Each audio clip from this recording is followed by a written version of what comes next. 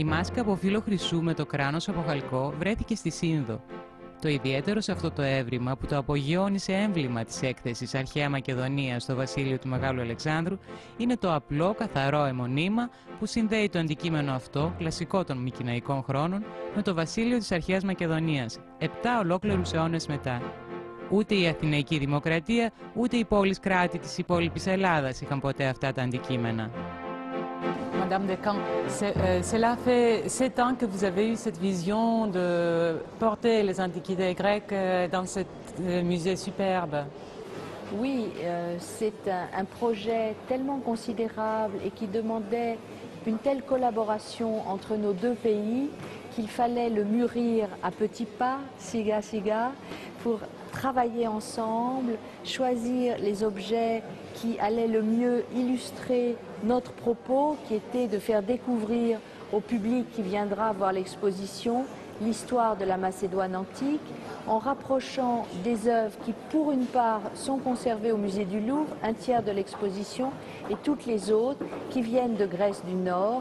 Vous savez, c'est une belle aventure. Je dois dire, c'est une belle aventure qui a commencé il y a longtemps au musée du Louvre, avec ce souhait de Sophie Descamps, du département des antiquités grecques et romaines, de faire quelque chose sur la Grèce du Nord. Moi-même, je suis allé en Grèce du Nord, à Thessalonique, en 2005. Et c'est là que j'ai compris qu'il faut faire quelque chose, il faut montrer ces grandes découvertes archéologiques.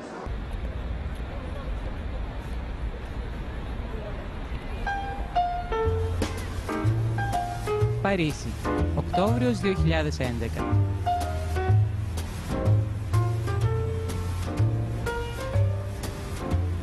Η άρχουσα τάξη της σημερινής εποχής θαυμάζει η ίχνη του ελληνικού πολιτισμού. Όχι μόνο των βασιλέων, αλλά και των απλών πολιτών. Θεσσαλονίκη, Βεργίνα, Πέλα, Δίον, Καβάλα, Σέρες, Αμφίπολη, Εανή, Φλόρινα. Τόσα μουσεία δάνεισαν τους θησαυρούς τους και τους εμπιστεύτηκαν στο ωραιότερο, το σημαντικότερο μουσείο του κόσμου, το Λούβρο. Οι καρποί της μακεδονικής γης, μετά από ανασκαφές πολλών δεκαετιών, βρίσκονται σε ένα ζηλευτό περιβάλλον για 3 μήνες. Άνθρωποι από όλα τα μέρη της γης σειραίουν για να θαυμάσουν ό,τι εξαιρετικότερο έχει να δώσει ο ανθρώπινος πολιτισμός.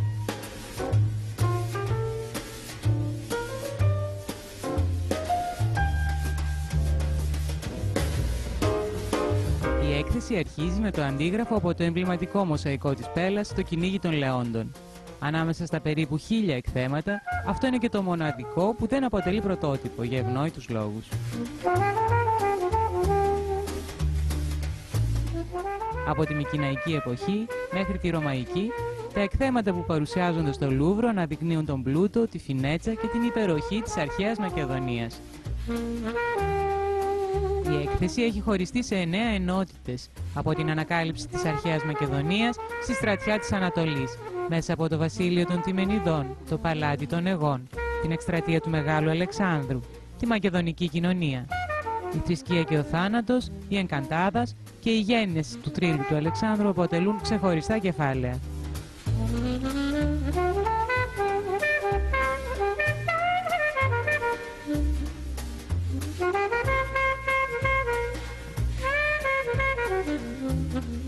Ήδη από την εποχή του Χαλκού μέχρι και την ρωμαϊκή περίοδο, περισσότερα από 600 αντικείμενα από τα ελληνικά μουσεία και 350 από τις αποθήκες του Λούβρου ενώθηκαν για πρώτη φορά μαζί σε αυτόν τον υπέροχο χώρο. Le rôle du consulat français à Thessalonique? Alors, tous mes prédécesseurs se sont beaucoup intéressés à cette exposition, mais plus lointainement, dès le 19e siècle, et même au 18e siècle, les consuls français avaient ordre de la part de leur gouvernement de s'intéresser pour retrouver des traces de la Grèce ancienne. Certains ont fait des collections de monnaies, d'autres se sont intéressés aux statuaires, et on a retrouvé bien sûr ces magnifiques statues, les Incantada, qui ont été restaurées pour la première fois et qui arrivent à nouveau toutes blanches. Et en fait, elles ont fait à l'époque l'objet d'une lutte entre le consul anglais et le consul français pour être exposées au Louvre. Bien sûr, ce sont des choses qui ne se font plus aujourd'hui, mais on peut dire qu'elles ont quand même été soignées avec amour au Louvre. Οι μαγεμένες, στα Σεφαραδίτικα ή Ενκαντάδας, είναι 4 αμφίπλευροι πεσί, με αγάλματα εμπνευσμένα από την ελληνική μυθολογία. Βρίσκονταν στην εβραϊκή συνοικία Ρογός, στην περιοχή της Αρχαίας Αγοράς, και πάντα γοήτευαν την ελληνική κοινωνία, καθώς υπήρξαν ζωντανό κομμάτι της πόλης Θεσσαλονίκης, μέχρι το 1865, που πουλήθηκαν από τις τουρκικές αρχές στον αρχαιοπόλη Μιλιέ και μεταφέρθηκαν στη Γαλλία. Ο ρυθμός, η αρμονία και η συμμετρία βάζουν τη σφραγίδα τους στα εκθέματα, που γοητεύουν τους επισκέπτες από κάθε γωνιά της γης. Για μένα είναι μια εξαιρετική μέρα, πραγματικά είναι πολύ ξεχωριστή και πολύ ιδιαίτερη, που την προετοιμάζαμε πάρα πολλά χρόνια και ευτυχώς έγινε με πάρα πολύ μεγάλη επιτυχία και από πλευράς ελληνικής αλλά και από πλευράς γαλλικής. C'est toujours extraordinaire quand on a autant travaillé de voir ce point d'aboutissement et de se rendre compte que tout s'est passé dans une harmonie, une sérénité, un travail en commun, une collaboration exceptionnelle, et que je crois, j'espère vraiment, mais je crois savoir et comprendre que la fascination que représentent toutes ces œuvres et leur mise en valeur va susciter l'envie de visiter l'exposition. C'est en tout cas ce que je souhaite.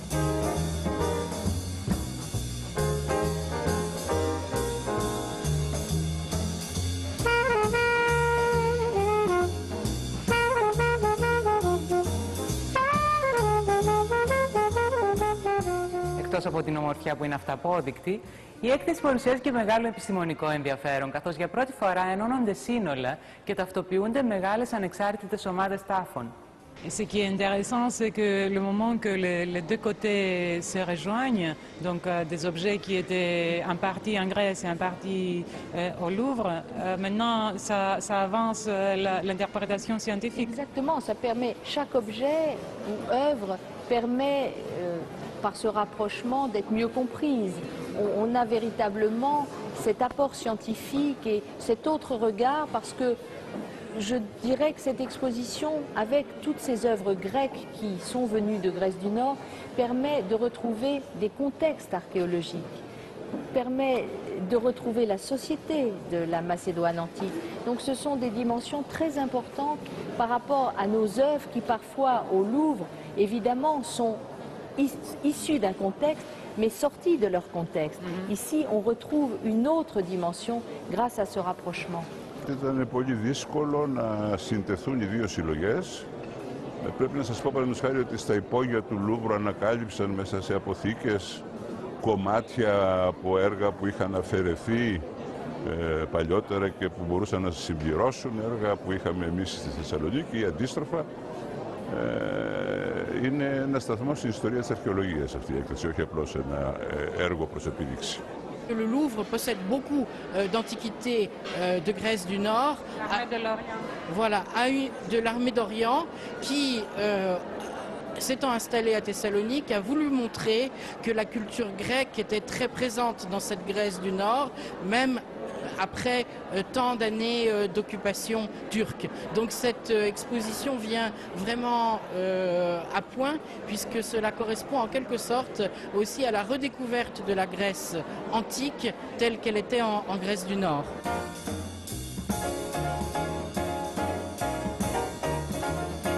Εκτός από τα εντυπωσιακά εκθέματα που γνωρίζουμε από τα ελληνικά μουσεία, υπάρχουν και άλλα τα οποία για πρώτη φορά παρουσιάζονται στο κοινό, παρά το γεγονός ότι ανακαλύφθηκαν εδώ και έναν αιώνα.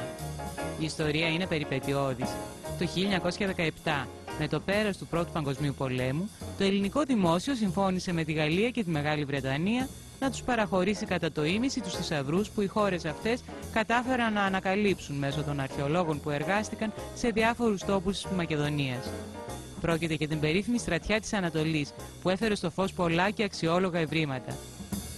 Η μοίρα τους ήταν όμως να χωριστούν άσπλαχνα τα σύνολα στη μέση και να βυθιστούν στην ιστορική λίθη, καθώς το ίμιση που έμενε σε ελληνικό έδαφος συνήθως στερείτο των χαρακτηριστικών που θα του απέδιδαν μια πιο ασφαλή ταυτότητα, ενώ το υπόλοιπο μισό που βρισκόταν στις αποθήκες του Λούβρου βρισκόταν αποκομμένο από τη χώρα προέλευσής του, από τους χυμούς του πολιτισμού του.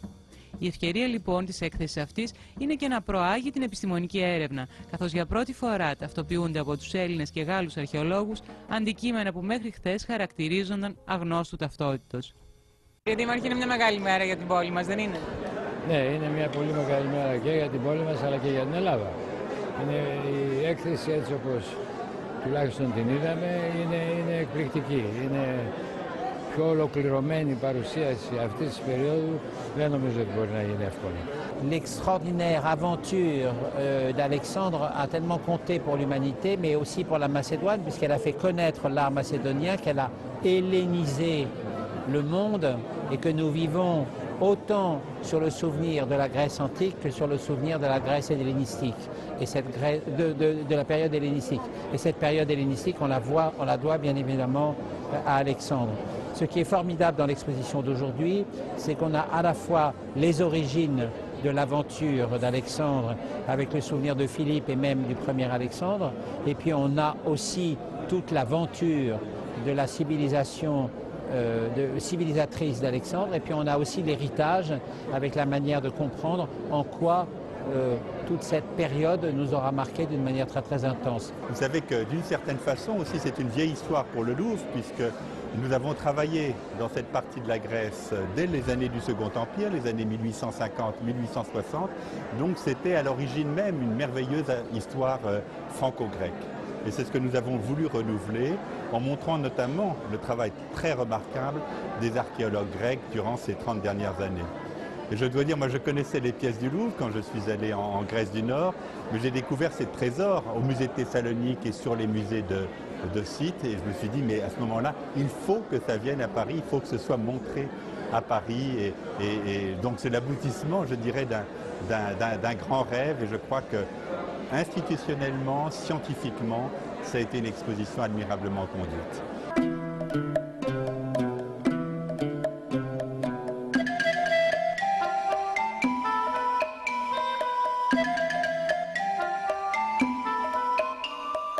L'œuvre la plus jolie, admirée, ça ne peut être que la couronne de chêne d'or de Madame Paliadélis. Je trouve cette couronne exceptionnelle. Je pense que, évidemment, nous avons choisi de la présenter au début de l'exposition pour susciter une émotion pure, parce que c'est une œuvre exceptionnelle de virtuosité, un insigne royal, d'une légèreté fabuleuse, et également de faire comprendre au public qu'elle a été trouvée à la fin du mois d'août 2008, que donc l'archéologie de la Grèce du Nord est extrêmement proche de nous, dans le temps, c'est aujourd'hui. Alors on se rend compte que, à part les spécialistes, voilà, et que certes les spécialistes savent, mais pas le grand public, alors que les découvertes sont exceptionnelles. Et puis aussi le fait que Madame Chrysoula Paliadeli ait rapproché très vite cet ensevelissement avec les ossements d'un adolescent de ce texte de Justin, qui permet de comprendre qu'il s'agit vraisemblablement d'Héraclès, le fils d'Alexandre le Grand. C'est non seulement donc une découverte pour l'histoire de l'art antique, mais pour l'histoire tout court, parce que l'histoire doit se réécrire grâce à cette découverte fabuleuse. Et d'ailleurs, je salue la générosité de Madame Paliadeli qui a proposé la couronne à l'exposition, alors qu'elle vient d'être découverte et qu'elle vient d'être restaurée. C'est effectivement une présence exceptionnelle. Το στεφάνι, με πλούσιο φύλλωμα και καρπούς βελανιδιάς, κόβει την ανάσα με την υψηλή του τέχνη.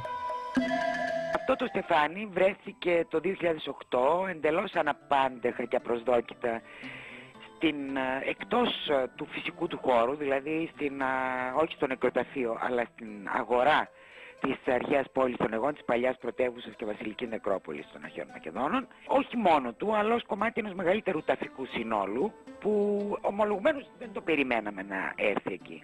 Βρέθηκε κάτω από εντελώς ειδικές συνθήκες που μας επιτρέπουν πρώτον να χρονολογήσουμε την περίοδο που τοποθετήθηκε εκεί. Δεύτερον, να επιβεβαιώσουμε ότι δεν πρόκειται για μια προσωρινή απόκρυψη, ένα αρχαιοκαπηλικό δηλαδή έβριμα κάποιας εποχής, που το κρύψαν προσωρινά προκειμένου να το προστατεύσουν ή να το μεταφέρουν αργότερα. Τοποθετήθηκε και στο τέλος του 4ου αιώνα π.Χ., στα χρόνια της εποχής του Κασάνδρου, και ανήκει, όπως μας έδειξαν τα ανθρωπολογικά, η εξέταση των οστών, σε ένα νεαρό άνδρα λιγότερο από 17 χρόνων, σε ένα μοιράκιο δηλαδή, που κάηκε.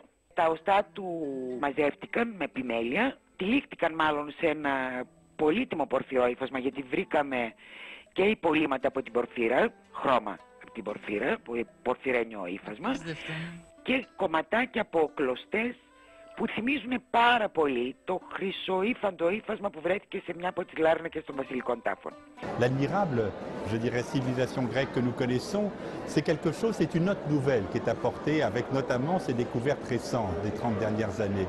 Lorsque je vois ces couronnes d'or, moi je n'ai pas d'équivalent, je dirais, à me rappeler dans la civilisation grecque au même moment. Et là, il y a quelque chose véritablement de tout à fait inattendu, inédit en tout cas, et qui me surprend, me touche et que j'admire profondément. Υπάρχει και το στεφάνι Κισού από την Απολωνία, που προέρχεται από λαθρανασκαφή και παραδόθηκε στο Αρχαιολογικό Μουσείο Θεσσαλονίκης το 2000. 2,5 στεφάνια Κισού υπάρχουν όλα και όλα σε όλο τον κόσμο, εκ των οποίων τα 2, ακέραια, βρίσκονται στο Μουσείο της Θεσσαλονίκης και το μισό σε ιδιωτική συλλογή στη Νέα Υόρκη. Είναι τόσο σπάνια γιατί προφανώς ανήκαν σε ιερέα του Διονύσου. Αυτό το φθινόπωρο το Παρίσι έχει άρωμα ελληνικό και η καρδιά της Ελλάδας μπορεί να πει κανείς ότι χτυπάει στο Λούβρο. Είναι πολύ συγκινητικό σε μια δύσκολη στιγμή για την Ελλάδα, σε μια πολύ δύσκολη στιγμή για τη χώρα, να υπάρχουν πράγματα τα οποία να την ανεβάζουν στην κοινή ευρωπαϊκή συνείδηση. Τη στιγμή δηλαδή που γίνεται μια συζήτηση όπου η Ελλάδα φαίνεται να είναι το μαύρο πρόβατο, όπου τα πάντα ερμηνεύονται με όρους οικονομικούς, η απάντηση της Ελλάδας, η απάντηση της Μακεδονίας είναι μέσα από τον πολιτισμό της. Και νομίζω ότι ο πολιτισμός μας και όχι το παρελθόν μας, ο πολιτισμός που φέρουμε λόγω του παρελθόντος μας, η παράδοσή μας, οι τέχνες μας, είναι το κυριότερο εξαγώγημο προϊόν. Αυτό που πάντα είχε η Ελλάδα να δείξει ήταν ο πολιτισμός της, ήταν τα γράμματα, ήταν οι τέχνες της, ήταν η παιδεία. Το καλό πρόσωπο της Ελλάδας είναι εδώ και με έχει συγκινήσει πάρα πολύ. Ήταν καιρός αυτά τα δύσκολα χρόνια που περνάει η χώρα μας, η ταυτότητά μας, να τους δείξουμε χωρίς να ζητοκραυγάζουμε και να κάνουμε ιστορίες, να τους δείξουμε ότι ο ελληνισμός και η Ελλάδα ακόμα αντιστέκονται. Και μπορεί να περάσουν άλλα 2.000 χρόνια, άλλα 5.000 χρόνια και θα είναι ακόμα εκεί. Κάτι άγγιξαν αυτοί οι άνθρωποι και εμείς ως επίγονοι, ως απόγονοι, σήμερα είμαστε και μάρτυρες και το μοιραζόμαστε στον δυτικό κόσμο. Μπαίνει στις πραγματικές διαστάσεις της λοιπόν η ελληνική ταυτότητα. Έτσι πρέπει. Νομίζω πρέπει να θυμηθούμε ότι αυτοί οι άνθρωποι οι περισσότεροι είναι ανώνυμοι. Αλλά τα χέρια τους, το όραμά τους, η γενεοδορία τους την ώρα που έκαναν ένα γλυπτό ή ένα χρυσαφικό δεν είχε να κάνει με τα γήινα τα δικά μας. Ήταν να αγγίξουν το τέλειο, την τελειότητα αυτή. Η περίφημη Δέσποινα των Αιγών βρέθηκε σε τάφο των αρχαϊκών χρόνων, τον πρώιμο 5ο αιώνα π.Χ., με χρυσοπίκυλτη φορεσιά, κοσμήματα και παπούτσια. Il y a eu ce travail en commun considérable, mais qui a été rendu possible parce qu'il y a eu en Grèce du Nord Polixénie Adam Veleni, Liliana Chilara et puis Maria Lelimbaki Akamati. C'est effectivement le fruit de beaucoup d'efforts et des efforts du côté grec et du côté français entre le musée du Louvre et le ministère de la Culture grec. C'est un projet de plusieurs années qui a mobilisé beaucoup de capacités intellectuelles, beaucoup aussi d'amour pour la culture grecque et beaucoup de volonté. Να σας πω ότι αυτή η ιστορία για μας στο Δίον έχει ξεκινήσει εδώ και 2 χρόνια. Με τη συνεργασία που είχαμε τα 2 μουσεία του Δίου και του Λούβρου. Γιατί θα ξέρετε το 2009 το καλοκαίρι φιλοξενήθηκαν έργα από το Μουσείο του Λούβρου στο Δίον που αφορούσαν το Μέγα Αλέξανδρο και έτσι υπήρξε αυτή η συνέχεια και η ικανοποίησή μας σήμερα να βρισκόμαστε στο Μουσείο του Λούβρου και να μπορούμε να δούμε και να θαυμάσουμε τα έργα τα δικά μας σε αυτόν εδώ τον χώρο, σε ένα από τα μεγαλύτερα μουσεία θα έλεγα του κόσμου. Πιστεύω ότι και εμείς ως Δήμος, αλλά και οι αρχαιολόγοι του Μουσείου του Δίου, αλλά και βέβαια πρέπει να τονίσω πάρα πολύ και την συμβολή του Γενικού Προξένου στην Θεσσαλονίκη του κυρίου Τιμονιέ, ο οποίος συνέβαλε να επέλθει αυτή η συνεργασία και σήμερα να βρισκόμαστε εδώ και να προβάλλουμε τη θησαυρή μας εδώ στην καρδιά, θα έλεγα, του μεγαλύτερου μουσείου του κόσμου του Λούβρου. Ο Αλέξανδρος Πάνας από την Μπέλα είναι από τα ωραιότερα μικρά πορτρέτα του Αλεξάνδρου, που τοποθετείται στα χρόνια της βασιλείας του και βρέθηκε σε σπίτι της Πέλας. Σύμφωνα με το γαλλικό τύπο, γύρω στα 2 εκατομμύρια ευρώ ανέρχεται το κόστος αυτής της γιγαντιαίας έκθεσης, μεγάλο μέρος του οποίου καλύφθηκε από χορηγίες των Ιδρυμάτων Νιάρχου, Μεντζελόπουλου και της Total.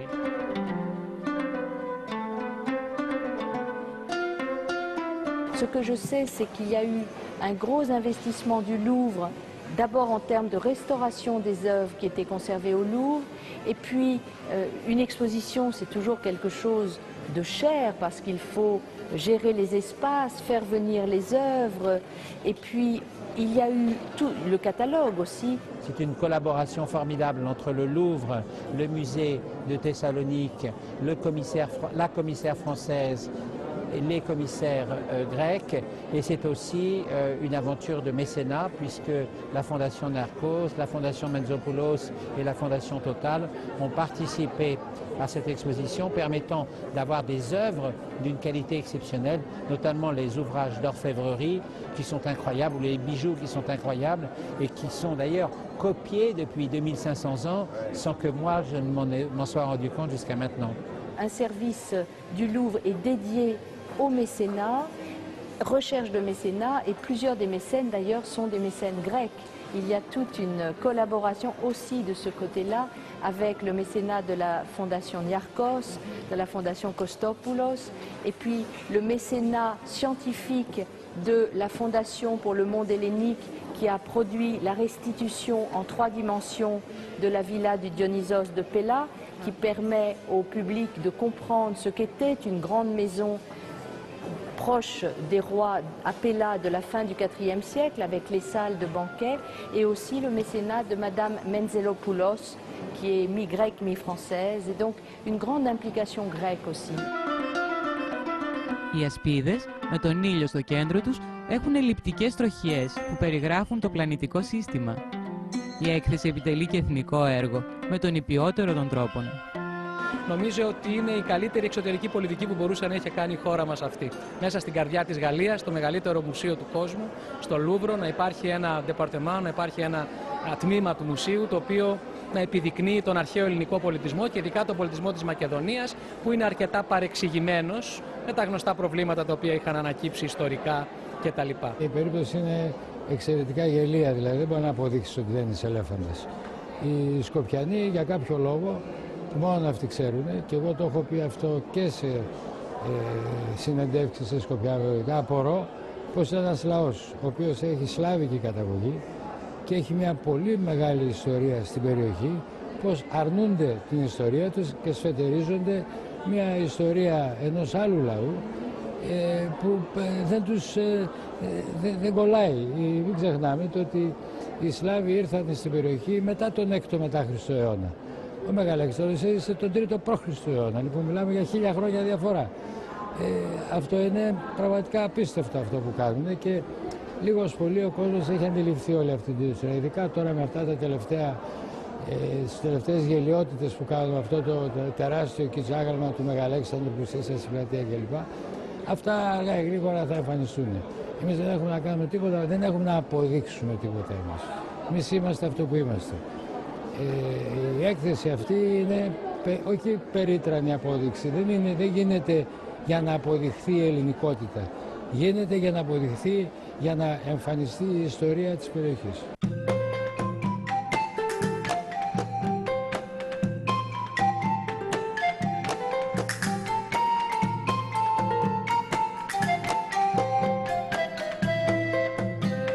Οφείλω να τονίσω ότι συζητώντας με τον πρόεδρο του Μουσείου του Λούβρου συνεννοηθήκαμε ότι θα συναντηθούμε στην Αθήνα το επόμενο διάστημα προκειμένου να διερευνήσουμε τις δυνατότητες αυτή η έκθεση, η μοναδική έκθεση στο όλον της και όχι σε τμήματα να μπορέσει να παρουσιαστεί και σε άλλες μεγάλες πόλεις του κόσμου.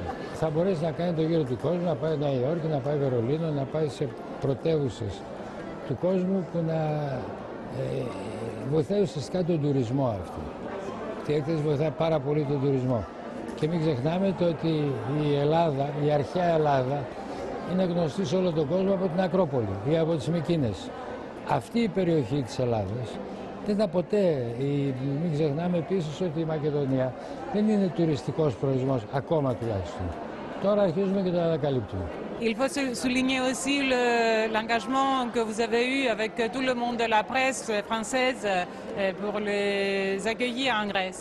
Voilà, alors nous avons essayé de transformer cette opération en une opération de promotion de la Grèce du Nord, car il y a trop peu de touristes français qui sont en Grèce du Nord. Et avec le Louvre, avec l'Office du tourisme grec, nous avons organisé des voyages de presse. Σήμερα ανοίξαμε τις πύλες της αρχαίας Μακεδονίας σε όλους τους Γάλλους και τους επισκέπτες εδώ στο Παρίσι και το Λούβρο.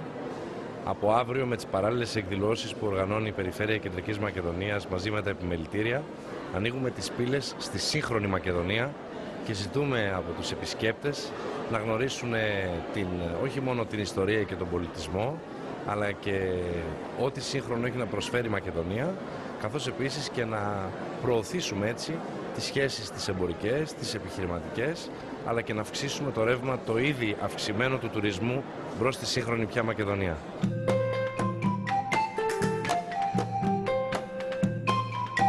Μέσα από τις ανασκαφές των τελευταίων 30 χρόνων, μια ολόκληρη κοινωνία ζωντανεύει στο ομορφότερο μουσείο του κόσμου και γίνεται γνωστή στους επισκέπτες από όλα τα μέρη της γης. Αμφορείς, κοσμήματα, χρηστικά αντικείμενα, όπλα αλλά και χτένες, ξύφη αλλά και αμφορείς για κρασί και λάδι, κουζινικά αλλά και κομψά ειδόλια, παιχνίδια αλλά και περικνημίδες, όλα λάμπουν σαν μικρή προβολής μέσα στις άψογες βιτρίνες του Λούβρου. Είμαι πολύ συγκινημένος, να σας πω γιατί.